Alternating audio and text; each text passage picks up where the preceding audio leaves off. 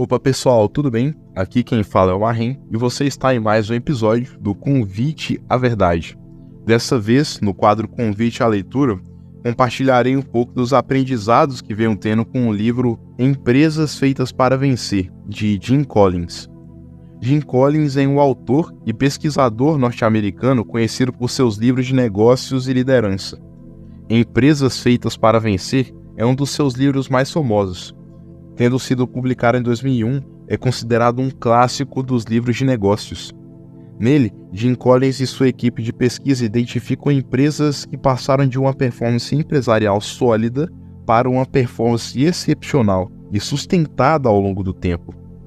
O autor explora as características e práticas comuns dessas empresas feitas para vencer.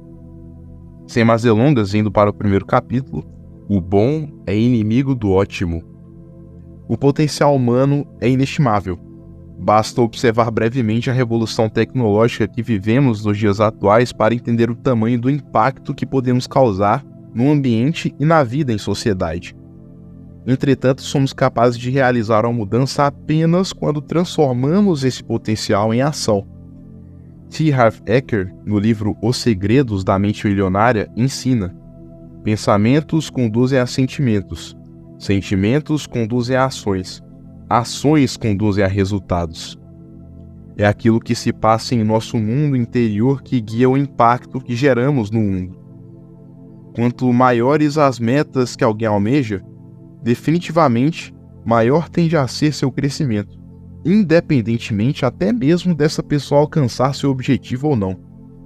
Aí que está a primeira indagação do autor.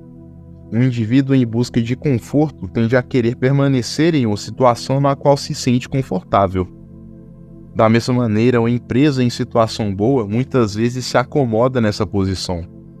Por isso, Jim Collins escreve: a grande maioria das empresas jamais se torna excelente só porque já é suficiente ser boa. E é esse seu principal problema.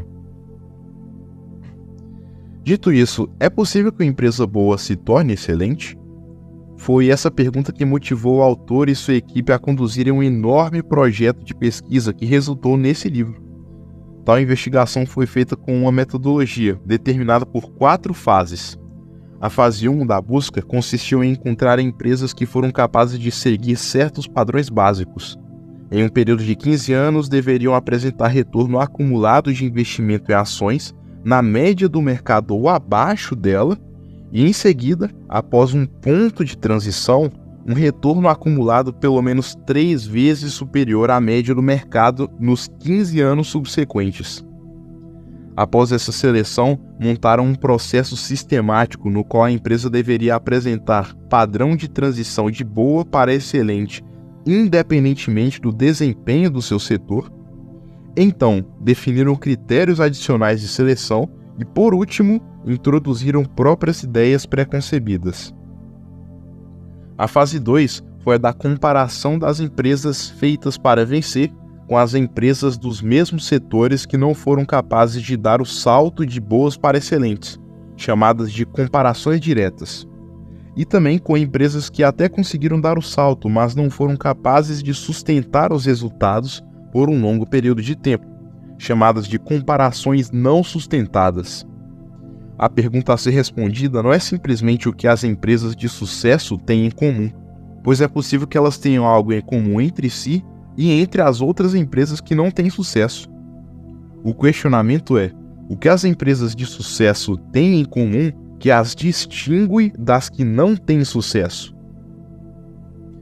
Pois bem, a fase 3 consistiu em buscar o máximo de material possível sobre as empresas selecionadas, sintetizando as informações e as debatendo para chegar em conclusões embasadas em fatos. Algumas das constatações feitas são bastante contraintuitivas. 10 dos 11 CEOs das empresas feitas para vencer vieram de dentro das próprias empresas.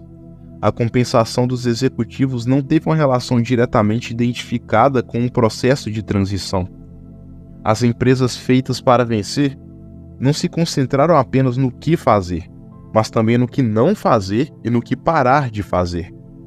A presença de um planejamento estratégico bem definido e de longo prazo não foi um diferencial, assim como a presença ou não de fusões e aquisições. As transformações não foram marcadas por um lançamento ou programa. Não houve uma preocupação com problemas de alinhamento ou comportamento. A tecnologia, por exemplo, não foi a causadora de mudança. A fase 4 foi a de organizar todos os pensamentos e insights obtidos em uma estrutura clara e evidente, que será inclusive a base para os próximos capítulos do livro. Todos os conceitos serão discutidos em seguida, mas em suma, a transformação começa primeiro com o que o autor chama de pessoas disciplinadas. A liderança nível 5 busca as pessoas certas e as coloca nos lugares certos. Então, vem o estágio do pensamento disciplinado, que consiste em enfrentar a verdade nua e crua e no conceito do porco-espinho. É nesse estágio que a ruptura começa. Então, vem o próximo estágio, o da ação disciplinada, que consiste em uma cultura disciplinada e em aceleradores tecnológicos. Independente do quando, existem princípios imutáveis que regem a existência das coisas. Um método de cálculo pode mudar de diversas maneiras, mas o funcionamento da gravidade permanece. Miyamoto Musashi, famoso samurai, escreveu: "A verdade não é o que você quer que seja, é o que é, e você deve se curvar ao seu poder ou viver uma mentira." Crescemos efetivamente quando nos aliamos à verdade. Desse modo, os princípios que o autor buscou demonstrar no livro servem para toda e qualquer pessoa que busca ir além, ir do bom ao excelente. É isso por hoje, pessoal. Espero que tenham gostado. Qualquer feedback, comentário, só escrever na caixinha abaixo. Agradeço pela atenção. Muito obrigado por tudo e até a próxima.